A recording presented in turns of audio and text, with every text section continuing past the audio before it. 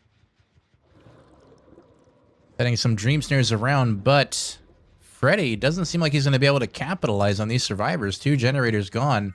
Let's check in on the survivors. They're getting very close to done on all these gens right now. Yeah, Zurin and Quentin, of course, working on their gen, and Claudette, Clay, I believe, working on their gen too, and keeping the killer busy, getting on and off of it. And we do see the basement generator popping. Is this 3-gen? I don't think this is a 3-gen. It doesn't feel like a 3-gen, but let's take a look.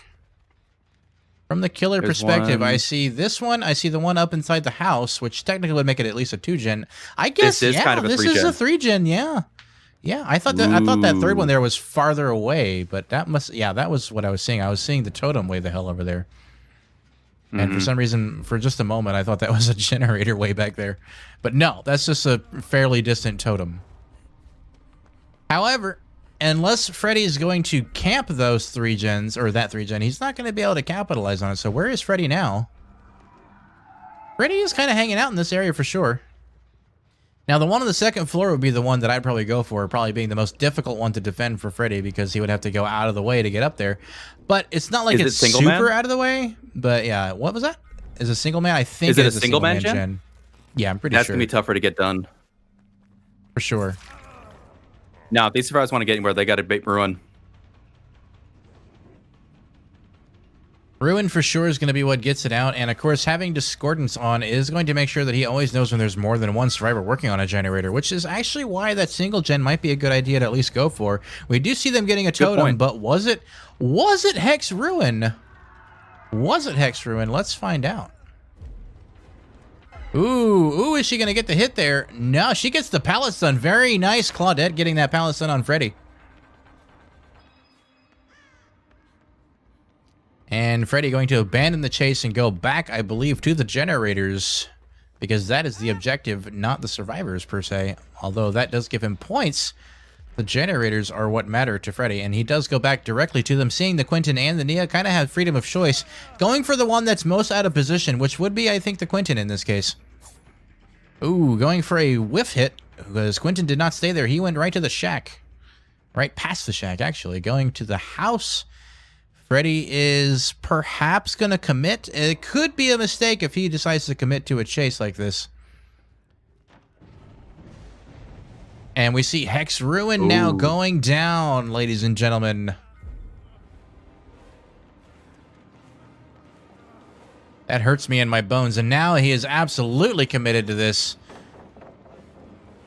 And that could be a GG for Freddy, as we see Quentin just going down as he vaults. Sorry about that. I was trying to get to Quentin's cam. Not Quentin's cam. Freddy's cam for that one. But the survivors have an opportunity here to close this and actually get this done. But Splasher, again, is dead on hook. Freddy may be believing that he has enough time. What's going on with Freddy? So he did get the hook then? Okay. Yeah, he got the hook. Yeah. I was just curious if he got the hook. Okay. He got the Quentin down and then picked him up and took him to a hook, yeah. Unfortunately, it just took him way too long to get to the hook, so the dead hook, or death on hook for Quentin is just not going to be enough to stop the generator. Oof. It was too much wasted time. Tough match for them. Very tough. And we see Katie getting her door pretty much all the way open, unhindered, unfettered by a Freddy. Instead, we see Freddy kind of not committing to Zurin. I guess he didn't see her, although Zurin seemed to think he did. And I guess the entity did too, because he had chase music, so I don't know. And we see Katie kind of lining up to see what Freddy's doing. We do see one gate get open as well, one other gate, and we see Zurin get their gate open. So 2 gates, and they're going for a hatch play. Can he get it in time? Freddy, oh, if he had been paying attention and didn't kind of squander that last moment, could have had that hatch closed and maybe even secured a 2K. Who got the hatch? That would be the last survivor to get out. Who has the name on that one? I think it was Zurin, the Nia. Let me see. Where is the match details? It was Nia. Yeah, Zurin. There you go.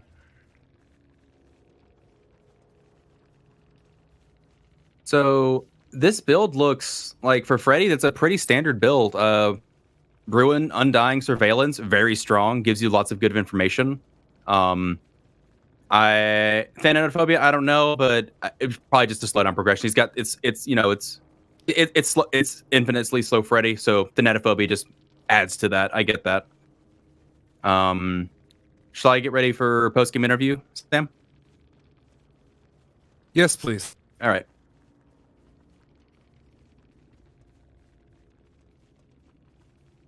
All right, so I guess the score is correct. Yeah. Yes, now it is. Okay. We're going to go ahead and do the last of our post-game reviews today, and we're going to get ready for post-game interviews. Thank you all so much for watching, and we'll be right back. All right, folks, you've been watching Week 1 matchups, division rivals DHOP versus Port Mafia. This is Vigo's Court, and this is your trial number 4 post-game review. So, folks, here's what we saw happen. We saw all 5 generators get done, which is a remarkable feat against a Freddy on Freddy's own home turf. But getting 3 escapes, 1 person died, not too bad, but only 3 hooks secured by Freddy. Unfortunate, not enough, but definitely getting that 1 kill. And definitely worth whatever it was. 45 to 86 in favor of Port Mafia. And of course, that is going to mean that Port Mafia is convicted of murder. Now, today was an interesting game. We saw a lot of crazy things go down. But I'm happy to say that we got through it and we got to see some really cool stuff. So I have no complaints otherwise. I hope you guys enjoyed the show. And we're getting ready for some of them post-game interviews like we talked about. So who's taking over on post-game interviews? I'm going to let Rue take the interviews. Okay. We're going to start with Flexonia, and then we'll move to Clay. Okay, Flexonia is from DHOP. Okay, cool. So they're DHOP captain. All right, I'll be right back then. All right, so while Rue is getting ready for that, we'll be go ahead and just checking in some of the chat. Sorry, guys, I am burping. I apologize. GG's to everyone. Interviews incoming. Yes. GG's to everyone. Brizzo, thank you very much. Ninetales as well. Couple Kamikaze. Datara 101, Ash Black 85, all you saying GG's, thank you, thank you, thank you. And I do not have says, there we go. Oh, you good? There we go. Oh, trying to bring them in. I don't think I can bring them in. I can't bring Flex on you. I don't have perms. There we go. Flex on you there? They keep coming in and out. It keeps kicking me. It keeps kicking you? It should not be kicking you. You have the perms now. Okay, there we go. You're okay. In here. Okay, there we go. Might just be Discord being Discord. Anyway, you are from DHOP, so this was your first time playing in the league, correct? Yes, sir. What's your first impressions on playing in the league, the competition? How do you feel going into it? Oh no, man, I'm loving it. There's a lot of good teams out here for sure. Definitely different than playing in normal public lobbies, just the way you have to play just based off the point system and stuff like that. But it's a good time. We definitely play a lot differently as a team in public matches. We're very I like the loot, but I can't really do that with I don't run dead hard in here, man. I need to throw that thing on, but that's my go. That's what DHOP stands for, dead hard on the people. But okay. Well, I'm enlightened now. I know what it means. Cool.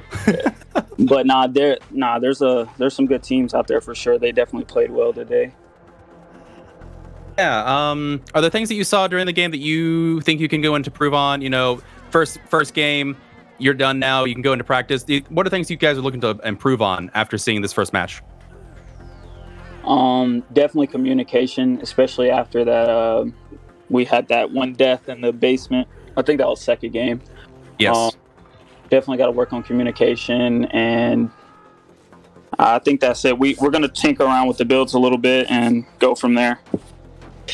I get you. Yeah, we were watching. We saw them die. I believe it was Adam that died in the base. We were kind of surprised at that because everyone.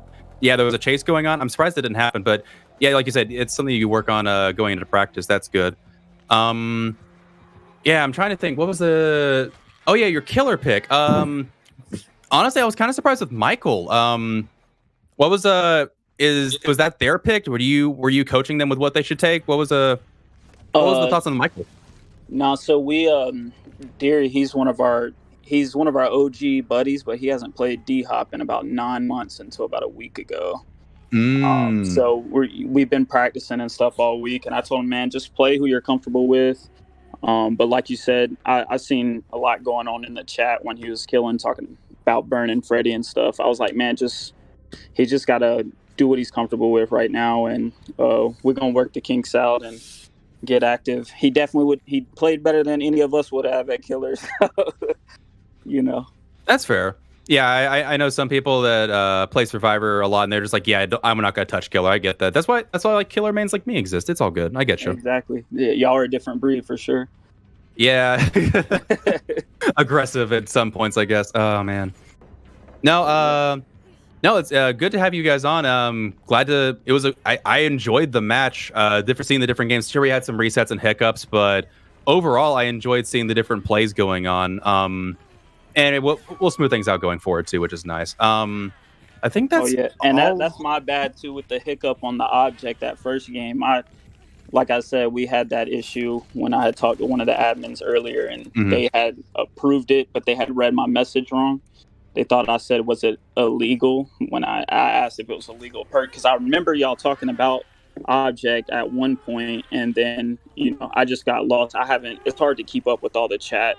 There's a lot going on in there in the Discord. So yeah, we've created an announcement channel to get past that, but I got you. This week has been a little crazy, so yeah, understandable. But appreciate you guys having us, though, for sure. We're gonna hopefully have some good content for you guys going forward. Yeah, looking forward to it. If we could have you stay in here just a little bit, go ahead and mute yourself. We're going to have Clay, the captain from Port Mafia, come in here and talk to us for a little bit as well. Oh, cool. There you are. Thank you very much. Like I said, Clay. It's being a little weird, so I can't mute myself. I'm just going to be quiet. All right, that works. Yeah, Clay, can you hear us? Yeah, I can. Hello. Hey, how's it going? How's your first game back into the season? It was not fun. Not fun? Any elaboration? Well, we hate Springwoods, honestly. I think Springwoods are just like really poorly designed maps, and like the survivors like favor. I mean, I don't know. It just like, we didn't like the structure of the map. We didn't like the games. I don't know. It was just like we hated the map. Honest to God. It's fair. I personally, I'm not a huge fan of Badham either. Again, killer main bias there showing, but no, I can get that. Anything you see that you guys want to touch up on in practice? Anything you guys think that you did well, despite not necessarily liking the match? I think our communication needs to get better. We just yell at each other a lot sometimes, but otherwise, I don't really think there's much. Yeah, we like yell at each other way too much. So. Okay. Also, I was curious on your thoughts of taking Spirit. Was that like a last minute choice? Was that a statement? You're just trying to close up shop? What was your thought on bringing Spirit to this game? So, in my opinion, Spirit's not the best killer. Like, she's not S tier, A tier, like you were saying. I think she's a good killer, but I just don't think she's up there.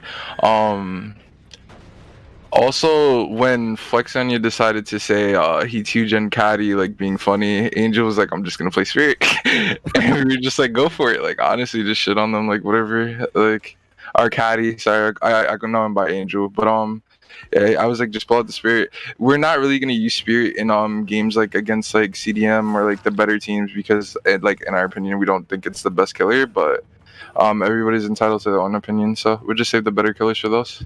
Interesting. I've not heard that opinion before. That fascinates me. I've always found Spirit to be oppressive.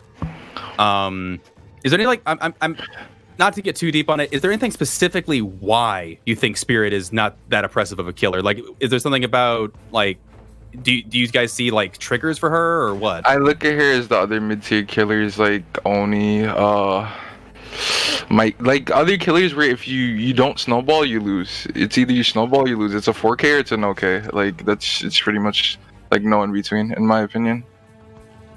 Gotcha. Okay. I can respect that. And yeah, she definitely does need a snowball potential. That's fair. Yeah, that's really all the questions that I had for this one. Do you guys think sorry, my tongue tied.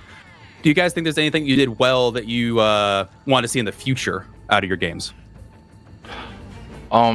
Just our communication to keep getting better. I know a lot of the better teams shows like really fair, are really like maps that we enjoy playing on. So I think honestly we just have to work in communication. Like I said, I know CDM has Ormond, one of the other teams has like these are just maps that just like muscle memory to us. So like Batum, all our communication was loop safe base me or loop the 2-story. Like we don't think the school is good, even though it's 2 god pallets. Like you just get rid of those pallets and the game's over from that whole spot. But like you don't break the doors in the house is like broken, and so it's just you learn the map, you just know what part of it's broken, you just abuse it. That's pretty much all it is. No, that's fair. We did see that in the Spirit game. Both the pallets in the school went down. It was just it was kind of uphill battle from then on out for sure. Well, that's all the questions I had for you guys. I think at this point we see if you guys have anything you want to say to each other after that match. Nothing but GG's. It was really unfortunate how it went, but yeah, GG's. Well, with that, do you guys have anything you want to say to the stream? I love all you guys, and have a great night. Appreciate y'all. Thank y'all. Oh, it is. I had to jump back between the chats. I am so sorry. There it is. Yeah, it's okay. Thank you both, Clay and Flex on you, for coming in and having an interview with us. I do appreciate it. Flex on ya. Flex on ya? I'm sorry. I need to say this better. It's my bad. I'm gonna at my slogan at you. All right. I think we're getting delirious. Let's go ahead and close this one out. A little bit. Oh man, tired. I'm pretty exhausted. I'm not gonna lie. Thank you That guys for was- coming out. Thank everyone. good. Rue, take us out. All right, guys. What you guys just saw was DHOP versus Port Mafia. Port Mafia coming out on top, being convicted of murder. Court is adjourned. Thank you for watching. I'm Little Rugard. This has been Poggy, and thank you for watching. We have decided we're going to stream tomorrow at 5:00. All right. Well, that's good. That answered one of my questions. All right. Yeah. So 5:00 Eastern Standard Time, we will be going live again for another match. Who's gonna be playing? Loop Artist versus Flops. Ooh, I don't want to miss that at all. Guess what? I'm not going to miss it. Anyway. And I will leave my closing statements to say thank you to all of our wonderful supporters, everybody who has come in and done so much for us today, everybody behind the scenes, all the players today, and of course to the new followers, welcome as well, the donations, etc. We appreciate you, and we'll see you tomorrow. Bye-bye. Court's adjourned. I didn't get to say follow, share, subscribe, check out our merch. I didn't get to.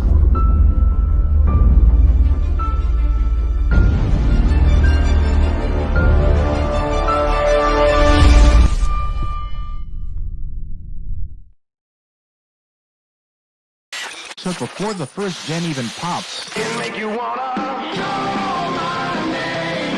Trying to bait out a hit there, but not able to get it. Freaky's AT able to get away.